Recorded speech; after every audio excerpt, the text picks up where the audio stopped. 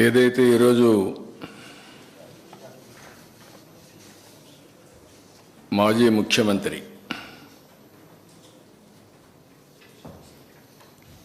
తిరుమలకు వెళ్ళొద్దని ఎవరో చెప్పినట్టు మాట్లాడుతున్నాడు.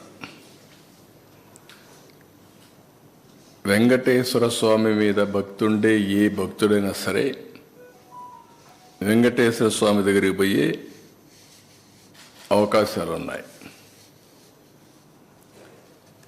అదే సమయంలో ఎవరైనా వేరే మతాలకు సంబంధించిన వ్యక్తులుంటే అక్కడ కొన్ని సాంప్రదాయాలు ఉన్నాయి.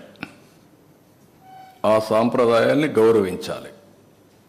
ఇది చాలా టెంపుల్స్లో ఉండే ఆనవాయితీ. ఇక్కడ ఎవ్వరు కూడా ఆయన పోవద్దని చెప్పలేదు.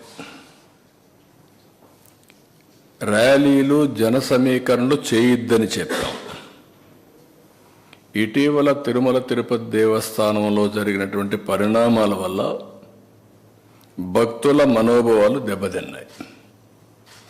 ఎప్పుడైతే భక్తుల మనోభావాలు దెబ్బతిన్నాయో భక్తులందరూ కూడా ఆందోళనలో ఉన్నారు. ఆందోళన ఉన్నప్పుడు భక్తులందరూ కలిసి ఒక పక్క ఆర్గనైజేషన్ చేసి రాజకీయ పార్టీ ఈయన పోయినప్పుడు కొన్ని వేల మందిని మేము కూడా మొబిలైజ్ చేస్తామని లోకల్గా ఇన్ఫర్మేషన్ ఇచ్చారు. ఆటోమేటిక్గా ఎలాంటి అవాంఛనీయ సంఘటనలు జరగకూడదనే ఉద్దేశంతో అక్కడ యాక్ట్ ఆఫ్ 30 అంటే 10 మంది గుమ్ముకూడకూడదని తీసుకొచ్చారు. అయితే ఇప్పుడు ఆయన మాట్లాడేది చూస్తే ఆయనకి ఏ సాకులు ఉన్నాయో నాకు తెలియదు పోకుండా ఉండడానికి. కానీ ఆయన ఏదో నిలిపేశారు, నోటీస్ ఇచ్చారని మాట్లాడుతున్నారు. కానీ షో ఎనీ నోటీస్? నేను స్ట్రైట్గా అడుగుతాను, నీకు నోటీసులు ఏమైనా ఇచ్చారా? నిన్ను వెళ్ళవద్దని ఎవరన్నా చెప్పారా? ఇస్తే చూపేయండి మీడియాకి. ఎందుకు అబద్ధాలు ప్రచారం చేస్తూ ప్రజల్ని మభ్యపెడుతూ ఇష్టానుసారంగా ప్రవర్తించడం ఇది సబబు కాదని. ఎందుకంటే ప్రజా జీవితంలో ఉండే మనందరం కొన్ని సాంప్రదాయాలు పాటించాలి. అందుకే నేను దీన్ని చాలా స్పష్టంగా అడుగుతున్నాను. ఇంకొక పక్కన సమాజంలో ఏ మతానికైనా కొన్ని సాంప్రదాయాలు ఉంటాయి, ఆచారాలు ఉంటాయి. ఎవరైనా సరే అక్కడికి పోవాలంటే గౌరవించి తీరవలసిందే.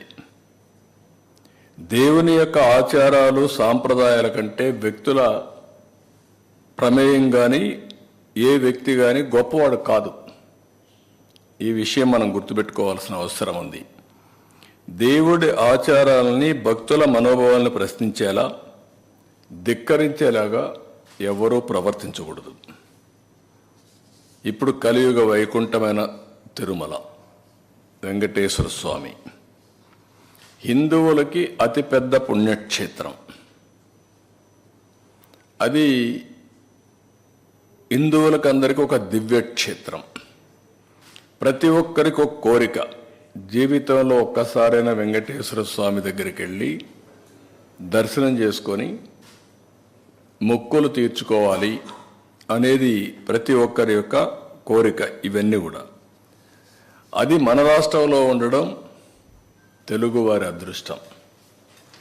అలాంటి భక్తులు అత్యంత పవిత్రంగా భావించే ఈ క్షేత్ర పవిత్రను కాపాడవలసిన బాధ్యత ప్రతి ఒక్కరిపైన ఉంది.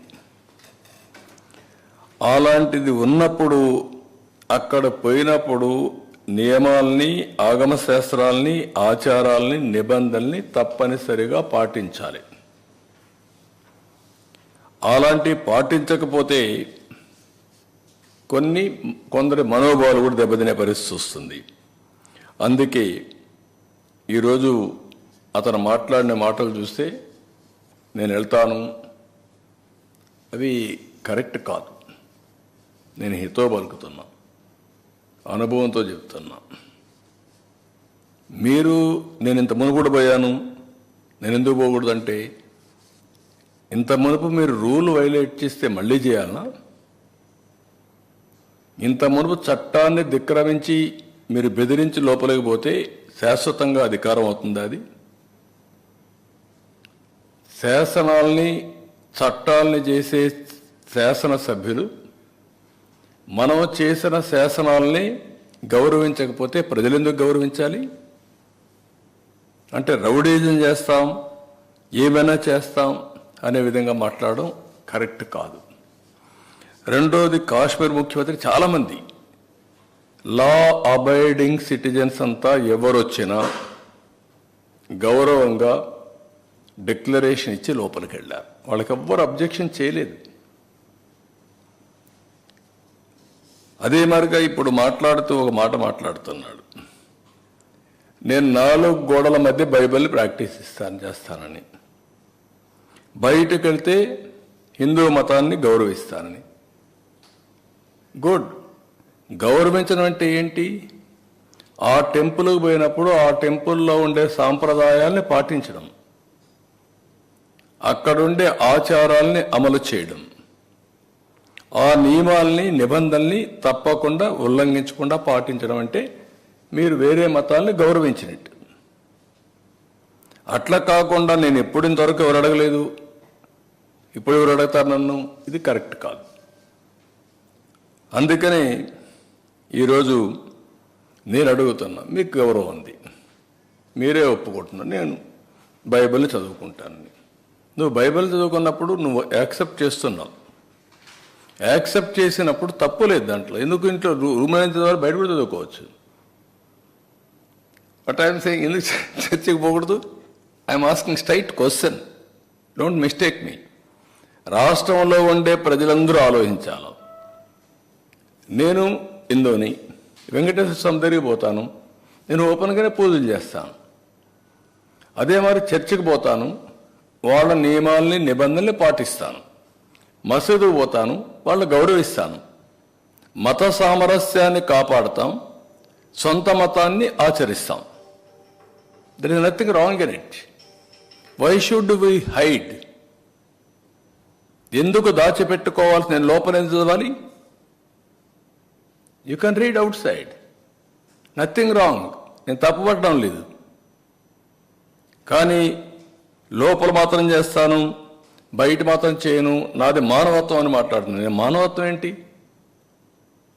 మత సామరస్యాన్ని కాపాడడం మానవత్వం కాదు. మీరేమంటున్నారు? నేను ఎప్పుడో చెప్పాను, పాబ్లో ఎస్కోబార్ అని.